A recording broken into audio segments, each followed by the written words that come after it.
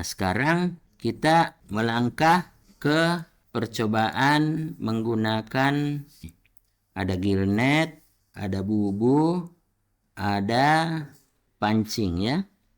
Jadi kita punya data seperti ini. Jadi kita ingin mengetahui apakah penggunaan alat tangkap mempengaruhi kualitas daripada ikan yang hasil tangkapan setelah misalnya kita akan jual ke cold storage atau apa ya.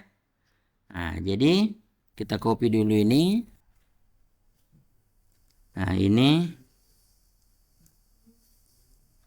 klik kanan, paste. Kita analisis dulu datanya. Biasanya kan data itu independent variabelnya boleh bukan angka ya. Independent variabelnya kan bisa misalnya nama umpan, cumi, atau cacing, atau udang. Tetapi biasanya dependent variabelnya adalah angka ya. Hasil panen, hasil tangkapan dalam satuan kilogram misalnya.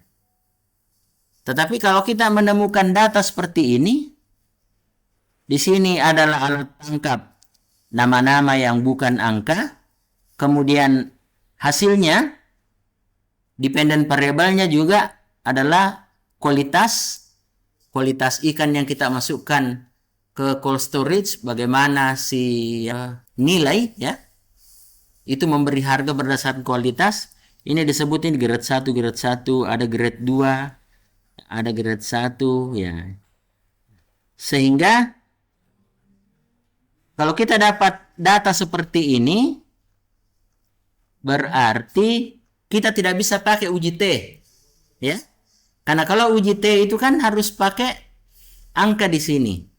Nah, kalau seperti ini adalah contoh bagaimana kita menggunakan chi-square ya.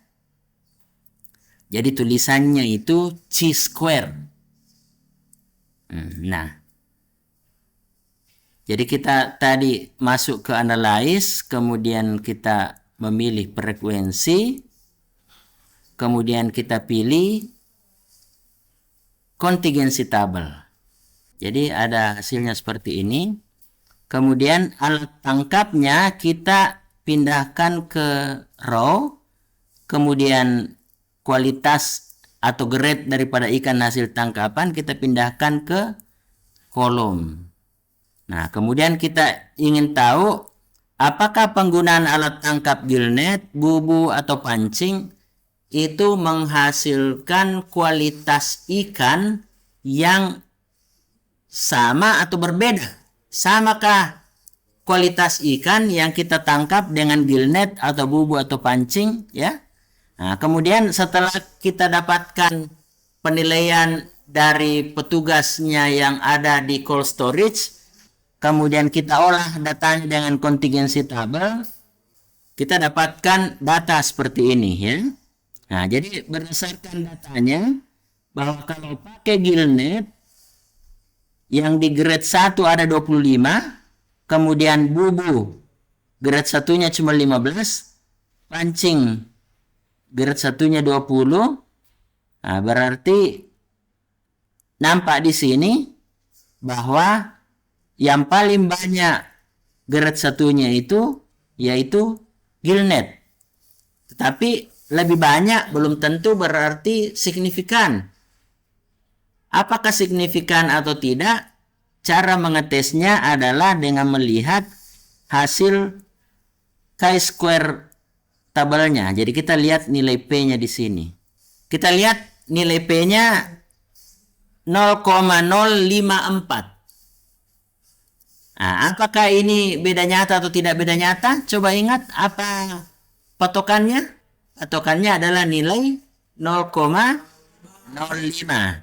Nah, ini 0,054. Sedangkan patokannya 0,05. Berarti lebih besar atau lebih kecil ini? Lebih besar. Lebih besar berarti tidak signifikan. Berarti penggunaan gillnet, bubu, dan pancing itu tidak mempengaruhi grade ikan yang dihasilkannya. Berarti ini bertentangan dengan dugaannya kita bahwa misalnya kita sudah punya dugaan ya bahwa kalau gillnet itu ditinggalkan misalnya gillnetnya itu 6 jam, maka kualitas ikannya katanya tidak bagus. Kenapa? Karena ikannya akan meronta-ronta terus berusaha untuk lepas selama 6 jam.